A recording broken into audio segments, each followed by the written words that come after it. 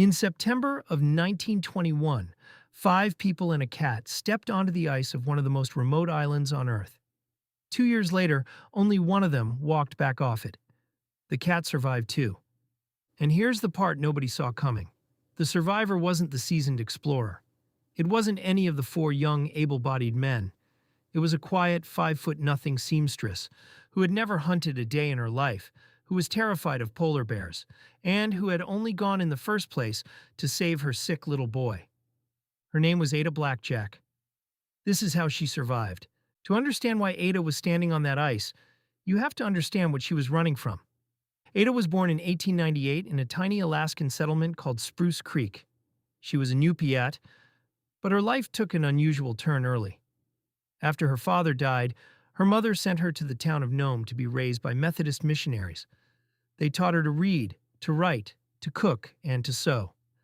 What they did not teach her, and this matters enormously, was how to hunt, trap, or survive in the wilderness. She grew up as a seamstress, not a hunter. At 16, she married a man named Jack Blackjack. It was not a happy marriage. He was abusive, and eventually he abandoned her entirely, leaving her alone on the Seward Peninsula with their young son Bennett. So Ada did something extraordinary. She walked, roughly 40 miles back to Nome, carrying 5-year-old Bennett, much of the way when he was too tired or too weak to walk himself. Because Bennett was sick.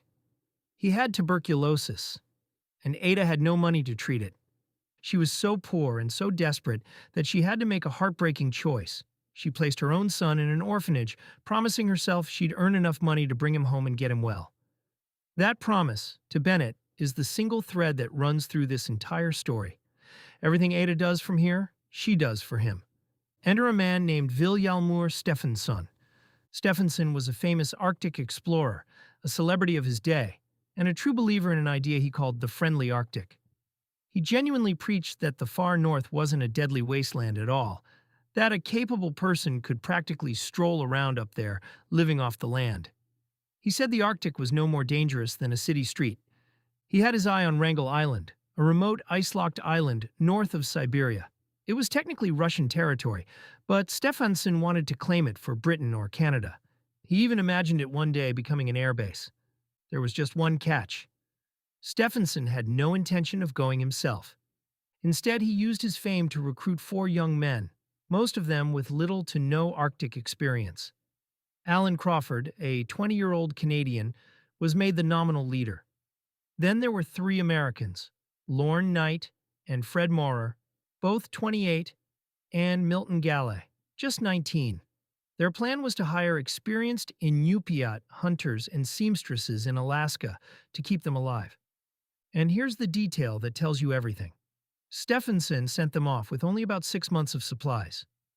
6 months. For a mission meant to last a year or more. Why? Because he assured them the friendly Arctic would provide. They'd hunt the rest. Some accounts call the whole plan ill-conceived. Others call it willful negligence. Either way, these young men were sailing toward disaster, and they had no idea. The expedition needed Iñupiat families, people with real, generations-deep survival skills. That was supposed to be the safety net. Several families in Nome expressed interest. But one by one, they backed out. Maybe they sensed how poorly planned this was. When the day came to leave, only one Iñupiat person was standing on the dock, Ada Blackjack. And Ada, remember, was not a hunter. She'd been hired as a seamstress to sew warm fur clothing for the crew. That was her skill. She had deep misgivings. She didn't like the idea of being the only woman traveling with 4 men, and they felt it was improper too. But she'd been promised more Iñupiat would join at a stop along the way, and more importantly, she'd been promised $50 a month. To Ada, that was a staggering sum, enough to get Bennett back, enough to save his life. So she went. The extra hires never materialized. On September 15, 1921, the little party landed on Wrangel Island. 4 inexperienced men, 1 seamstress, and a cat named Vic. As the men raised the British flag and claimed the island, Ada walked down to the beach, watched the ship sail away, and cried. At first, Stefansson's optimism looked almost justified. That first year on Wrangel wasn't easy. but it was survivable. In the warmer months, there were seals and walrus and birds. The men hunted and trapped fox for furs. Ada ran the camp and did the sewing, and everyone got by. They ate through most of their supplies over that first winter, but spring brought game, and their spirits held. They fully expected a relief ship in the summer of 1922 to bring fresh supplies, and for most of them, a ride home. Summer 1922 came. They watched the horizon. Day after day, they scanned the sea for the masts of a ship. It never came. What they didn't know was that their relief ship, the Teddy Bear, had tried to reach them and been turned back by impenetrable pack ice. And behind the scenes, things were worse than they could imagine. Stephenson was broke and struggling to fund a rescue at all. The Soviet government was now asserting its own claim to the island. Nobody was coming. By mid-September, the ice had closed in solid, and it finally sank in. They were going to have to survive another entire winter, with supplies already nearly gone. This is where the friendly Arctic showed its real face. The game that had been there the first year seemed to vanish.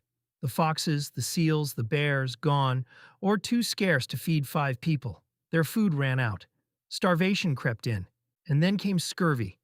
One of the men, Lorne Knight, had fallen ill. Scurvy is what happens when the body is starved of vitamin C. The body slowly falls apart, the gums rot, old wounds reopen, the limbs weaken. Knight got worse and worse until he couldn't pull his weight, and then couldn't get out of his sleeping bag. By January of 1923, the situation was hopeless. They were starving, Knight was dying, and no ship was coming. So the 3 men who could still walk, Crawford, Maurer, and Galla, made a desperate decision. They would cross the frozen sea, 90 miles of ice, in temperatures around 50 below zero, all the way to Siberia, to bring back help. They left Ada behind to care for the dying Knight. The 3 men walked out onto the ice. They were never seen again. No trace of them was ever found. To this day, no one knows exactly what happened to Alan Crawford, Fred Maurer, or Milton Galla. The Arctic simply swallowed them. Now picture Ada's situation. She is alone on a frozen island at the edge of the world, nursing a man who is slowly dying and who, by several accounts, spent his final months bitterly berating her, blaming her for not doing more, even as she gave him the best of what little food there was. She kept trying. She was starting to show early signs of scurvy herself, but she gave Knight the freshest meat to fight his. It wasn't enough. On June 23, 1923, Lorne Knight died. Ada was now completely alone. She didn't have the strength to move his body, and she couldn't bear to be near it. So she built a barricade of wooden boxes around him to protect him from animals, and she moved into a separate tent to escape it. 1 woman, 1 cat, one of the most hostile places on the planet, and a promise to a little boy waiting back home. Here's where Ada Blackjack becomes something the world never expected her to be. Remember, she had no survival training. She was a seamstress who was genuinely terrified of polar bears. By every reasonable expectation, alone and sick on that island, she should not have made it. Instead, she taught herself everything. She taught herself to set traps and catch Arctic foxes. She taught herself to shoot, to bring down birds out of the sky, and to hunt seals for meat and fat. When polar bears, the very thing she feared most, came near the camp, she found the nerve to drive them off. She climbed to cliffs to gather eggs. She walked miles for firewood. When her ammunition started running low, she adapted and focused on what she could catch by hand and trap. And, drawing on the one skill she did have, her sewing, she stitched herself warm clothing from skins, including a beautiful reindeer skin parka.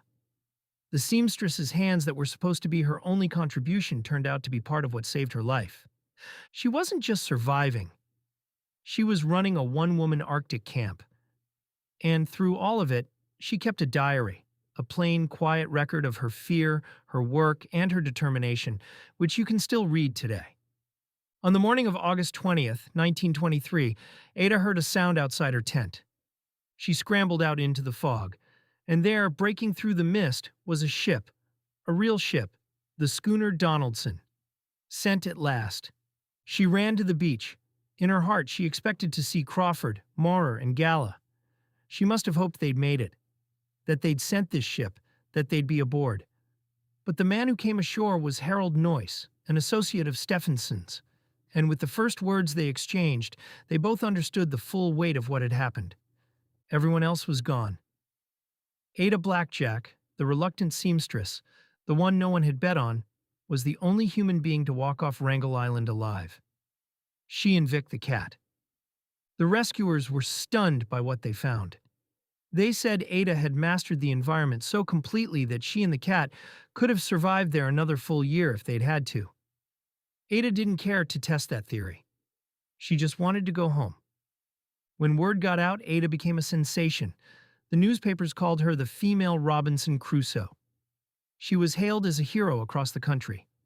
She hated it.